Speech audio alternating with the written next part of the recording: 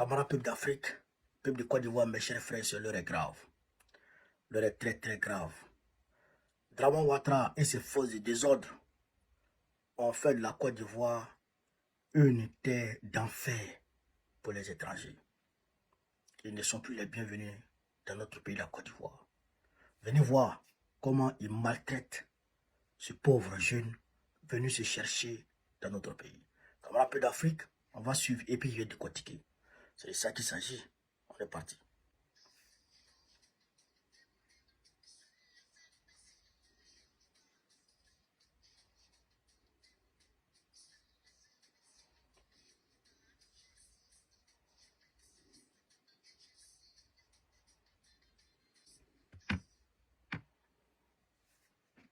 Vous avez vu?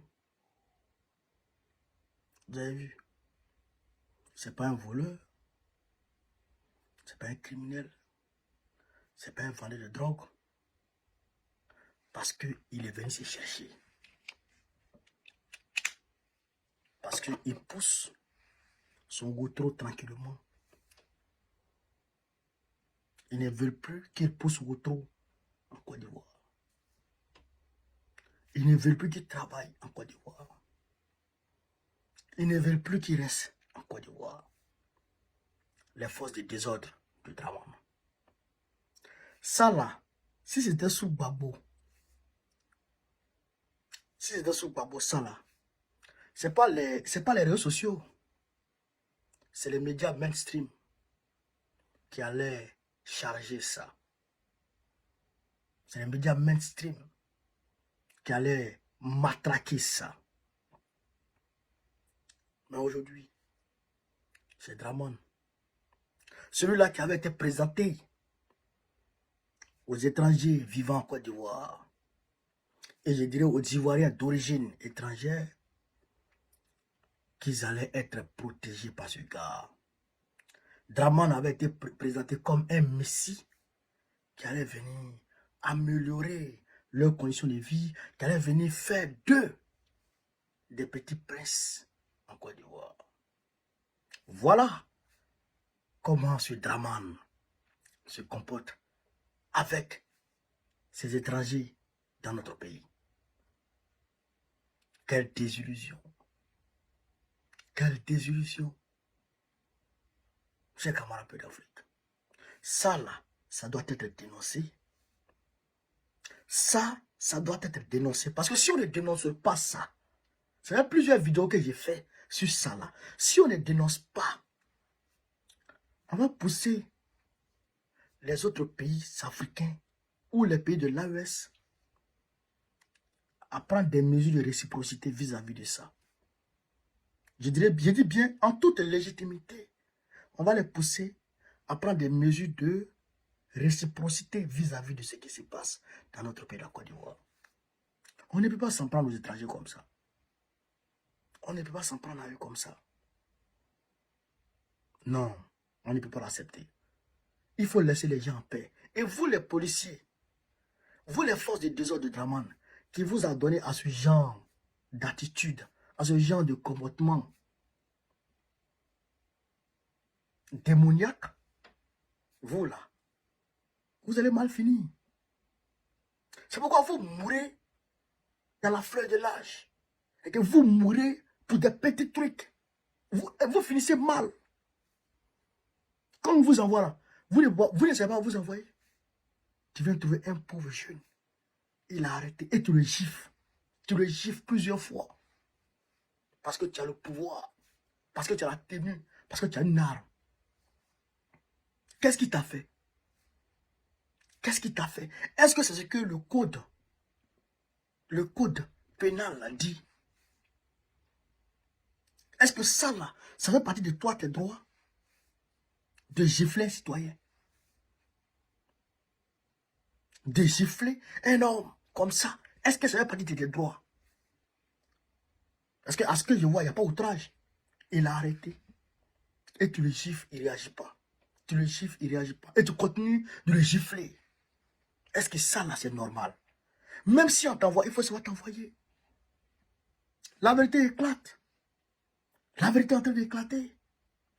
C'est ceux-là que les gens ont envoyé pour aller s'en prendre aux étrangers sous le président Gbagbo et puis faire porter le chapeau à Gbagbo. Voilà. Voilà ça. Gbagbo n'est plus au pouvoir. Pourquoi ça continue? Pourquoi ça s'intensifie? Pourquoi? Parce que c'est eux qui étaient aux manettes. C'est eux qui faisaient ça. Donc, comme c'est leur habitude, il faut reprendre ce qu'ils faisaient hier. Comme on rentre dans une zone de tension. Ah, non. Tout se paye sur terre. Draman va partir. Draman va partir. À coup sûr, il va tomber en 2025 là. Mais vous autres, ah, tu connais aujourd'hui, tu ne connais pas demain. On ne sait jamais de quoi demain est fait. Faites attention. Faites attention. Ayez la tête sur les épaules. Parce que quand ça va changer, vous tous là, vous serez jugés. Vous allez faire face à la rigueur de la loi. Vous tous. J'ai très mal. Quand j'ai vu la vidéo, j'ai eu très mal. Très très mal. Franchement, il faut éviter ça. Il faut éviter ça. Camarades peu d'Afrique, voilà ce que je voulais vous dire sur cette vidéo. Sur ce, vive l'Afrique libre. Vive le panafricanisme. Vive tous les présidents panafricains. Gbagbo, président de Côte notre prochain. Inch'Allah, on est ensemble. Camarades des peuples d'Afrique, peuple de Côte d'Ivoire, mes chers frères, l'heure est grave. Corruption. Draman Ouattara et puis Togo font en Côte d'Ivoire là. Eh bien, ils ont ramené ça en France. Le consulat général de Côte d'Ivoire en France est corrompu jusqu'à la moelle épinière. Les Ivoiriens souffrent pour faire leur papier. Ils souffrent, ils souffrent.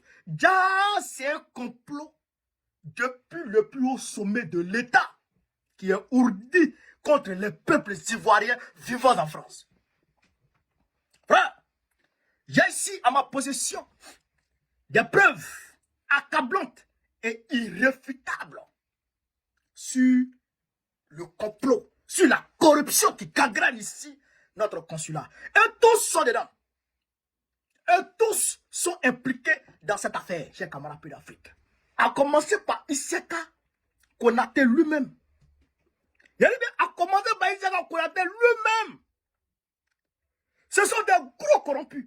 Mais en réalité, j'ai publié une vidéo hier où un jeune Ivoirien mécontent a mis le feu à un véhicule pour exprimer son désarroi vis-à-vis de leur corruption. Mais vous avez entendu, il a dit, vous êtes corrompu, non? Vous êtes corrompu là. Je vais aller dans vos yeux ici. À la réalité, le jeune, c'est parce qu'il était exacerbé par leur corruption. Mais je vais vous expliquer. C'est vrai que la méthode qu'il a utilisée pour exprimer son désarroi est peu catholique. Je dis bien peu catholique. Mais en réalité, il a raison de se révolter. Hier, quand j'ai publié la vidéo, il y a des personnes qui m'ont contacté et qui m'ont dit, bon, on connaît, le jeune là, il a raison. Il dit, mais qu'est-ce qui se passe? Ils disent, ah, ce qui se passe à l'ambassade, voilà, au consulat, voilà. Il dit, bon, envoyez-moi les preuves. Et les personnes là m'ont envoyé des images et des vidéos. Je vais mettre à disposition ces vidéos-là et je vais commenter au fur et à mesure les vidéos. Et après, je vais vous expliquer le gros complot. Je vais étaler le gros complot. Et vous allez comprendre un peu. Ça là, ça va s'arrêter aujourd'hui. Avec la lobby. Nama la lobby. Amenons tout qui parie. Amenons tout franc parie. Tu es camarade peu d'Afrique. On va ici commencer déjà. Regardez déjà ce monsieur. Regardez déjà ce monsieur. Vous voyez le monsieur? Vous voyez? Vous le voyez, non? Voilà. C'est lui qui est chargé, chers camarades d'Afrique, de recueillir, parallèlement au consulat, de recueillir les personnes qui veulent faire leur passeport. Lui là, c'est lui qui est chargé de recueillir les personnes qui veulent faire leur passeport. Vous voyez, les faits qui sont devant lui là, c'est rempli de noms. À la réalité, qu'est-ce qui se passe? Je vais aller mollo. À la réalité, qu'est-ce qui se passe? Ils ont bloqué les rendez-vous sur le site sur au moins 6 mois. Sur au moins 6 mois, ils ont bloqué les rendez-vous. Donc, quand toi, tu es pressé d'avoir ton passeport, tu es pressé d'avoir ton passeport, tu ne peux pas attendre 6 mois pour faire un passeport quand même. Donc, tu veux avoir ton passeport dans 1 mois ou 2. Alors, ils ont été te rends à l'ambassade là-bas, et au consulat, eux, ils te dirigent vers ce monsieur qui est placé dans un café à Saint-Lazare, au 121 rue Saint-Lazare, café Moko Polo, café Mako Polo. Le gars, il est placé au 121 rue Saint-Lazare, café Mako Polo. Donc, quand tu arrives là-bas, il prend ton nom. Il prend ton nom et il te dit, j'ai un rendez-vous pour toi aujourd'hui même. Rendez-vous qui n'existe pas sur le site, hein. Sur le site officiel du consulat, hein. Et ils sont déjà sur le rendez-vous et ils te donnent le rendez-vous aujourd'hui même. Donc, tu payes combien? Tu payes les 115 € pour le site. Et tu leur donnes près de 100 à 200 €. Vous comprenez ça? Tu leur donnes près de 100 à 200 €. Je vais vous montrer où une personne est en train de lui donner l'argent. On va aller ici. Et suivez cette vidéo. Je vais vous montrer où une personne est en train de lui donner de l'argent. Chers camarades d'Afrique, suivez, attention. On est parti. Regardez. Regardez. Ma personne donne l'argent. Ouais. Des billets de. Ouais. Des billets de 50 €. Donc, quand on lui donne l'argent, quand il prend le numéro, il prend ton truc, il prend ton nom, ton prénom, tout ça, il trouve le rendez-vous en même temps sur le site, en même temps pour toi, en même temps, il va imprimer d'abord. Les 115 € qu'il t'appelle, il va imprimer ça d'abord. Et puis il te donne ça. Genre, il paye en ligne d'abord. Les 115 €, il paye en ligne d'abord. Quand il finit de payer en ligne, tu le donnes pour lui maintenant. Ça dépend, ça varie entre 150 à 200. Pour lui. Pour le consulat, là, ça c'est rien. Donc, il te donne maintenant un papier. Il te donne maintenant le papier du consulat. Le papier du rendez-vous que tu viens de prendre sur le site qu'il vient de prendre pour toi, il te donne ce papier-là et il te dirige vers un homme. Écoutez ici cette vidéo encore, chers camarades. Écoutez attentivement cette vidéo. Suivez ici, chers camarades. Suivez ici, 15 secondes. Tu parles pas, tu lui donnes. Pas tes lunettes. Tu n'as pas de photo où je peux le voir? Non. Premier guichet. Caméra. D'accord. Non, je vais dire non, sur votre téléphone même comme ça. Ok. Tu vas le trouver. Tu t'en vas, tu parles pas, tu lui donnes. La dame demande, mais premier guichet, il dit non, il sait, il va te reconnaître. On va ici vous montrer où la personne s'est dirigée, vers qui la personne s'est dirigée et comment la personne a réagi. Suivez ici, chers camarades, attentivement. Suivez ici. Vous voyez? Regardez en haut, guichet A, guichet A. Le premier guichet A. Vous voyez? Donc la personne est partie maintenant vers le guichet A pour aller trouver le monsieur en question. Lui, il est déjà au courant. Donc lui, automatiquement, il prend et puis il valide le rendez-vous de la dame. Tout est bon. Donc maintenant, ils envoient à Abidjan maintenant signer des frappes maintenant et puis ça vient. Voilà ce qui se passe dans notre ambassade. Et d'ailleurs même, regardez quelque chose. Ici. Regardez son acolyte. Il est assis avec son acolyte. Non. La rue Saint-Lazare au 121. Non. La rue Saint-Lazare au 121. Là, il est assis avec son acolyte. Voilà ce qui se passe. Parce que un jour, il y a un monsieur qui m'a dit ça. Il dit, ah, bon, on connaît. Il y a un problème. Le gars, il m'a rencontré dans la rue et il m'a expliqué. Il dit, bon, on connaît, je suis très heureux de te rencontrer aujourd'hui. Il dit, mais qu'est-ce qu'il y a? Il dit, bon, on connaît, il y a un problème au consulat de Côte d'Ivoire. Et puis, au-delà de ça, écoutez, au-delà de ça, quand tu payes l'argent là, quand ton passeport vient comme ça, il te demande 15 €. Il te demande 15 € pour t'envoyer ton passeport chez toi à la maison. Mais ici en France, Joe, même objet trouvé, le site des objets perdus là, le site de la préfecture des objets perdus, là-bas là, c'est 11 € paye. Là-bas c'est 11 € paye pour que ton colis, je n'ai pas dit passeport, il a dit sac, ça veut dire tu vas à la maison. Petit passeport, on met dans enveloppe pour envoyer chez les gens là. 5 €, courrier recommandé là, 5 € là. Il te demande 15 €. Et puis pourquoi même vous nous payez, pourquoi même vous nous envoyez même, qui vous a demandé de nous envoyer, laissez envoyer chez nos passeports là-bas. Il refuse, tout ça c'est pour voler l'argent. Tout ça c'est pour voler l'argent. Chers camarades de l'Afrique. Donc, le fait m'a approché. Il dit, mais bon, il y a quelque chose qui se passe à l'ambassade. Il dit, mais, Moulebe. Il dit, il y a un monsieur, là, c'est dans un café, là.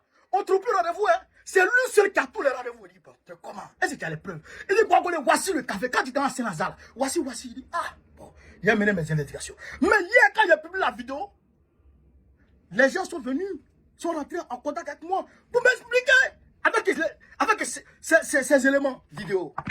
Il dit, non, il peut m'asseoir dessus. Il peut pas m'asseoir dessus.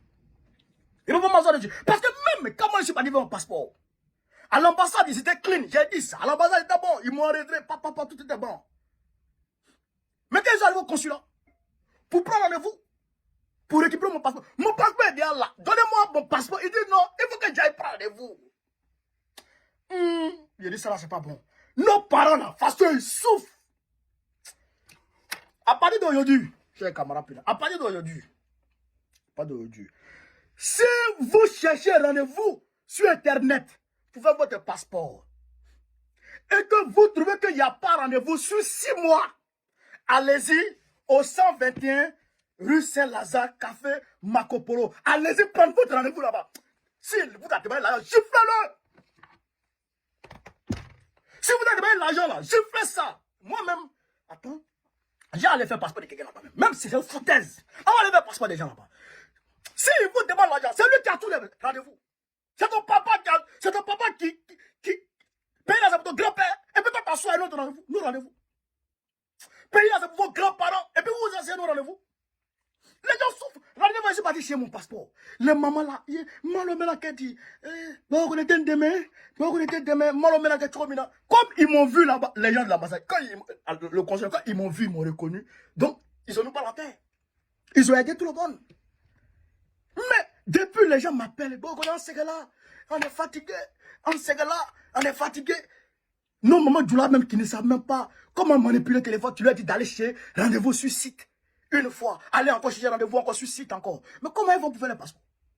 Même préfecture qui est préfecture là, préfecture de France, pour faire des papiers là, il y a assistance sociale pour t'accompagner. Les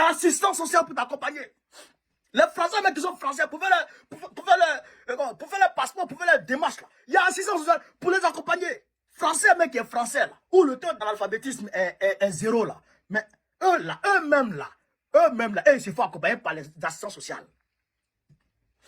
Est-ce que vous comprenez ça? Mais, il n'y a pas d'assistance sociale, il n'y a rien. Quand les gens viennent, il leur dit, c'est pour les envoyer sur ce maudit là, pour qu'ils viennent maudit là, il crie. Je répète ici, vos passeports, vos rendez-vous là, c'est au 121 rue Saint-Lazare, café Marco Polo. Si tu t'es déplacé là, si tu as quitté café Marco Polo, on va te retrouver. Hey, vos on n'est pas dedans, hein. Vos conneries, on n'est pas dedans, hein. Si vous voulez parler là, hey, arrêtez, hein. Renoncez à là, hein. Regardez pourquoi il s'est dans la terre. Il devient riche. Dans l'amusement là. Maudit mort là. Un consul maudit là. Comme un peu d'Afrique. Voilà un peu ce que vous voulez voir ces vidéos. Ça m'énerve. Sur ce, vive l'Afrique libre. Vive le panafricanisme. Vive tous les plans panafricains. Babo, pour notre prochain. Inch'Allah.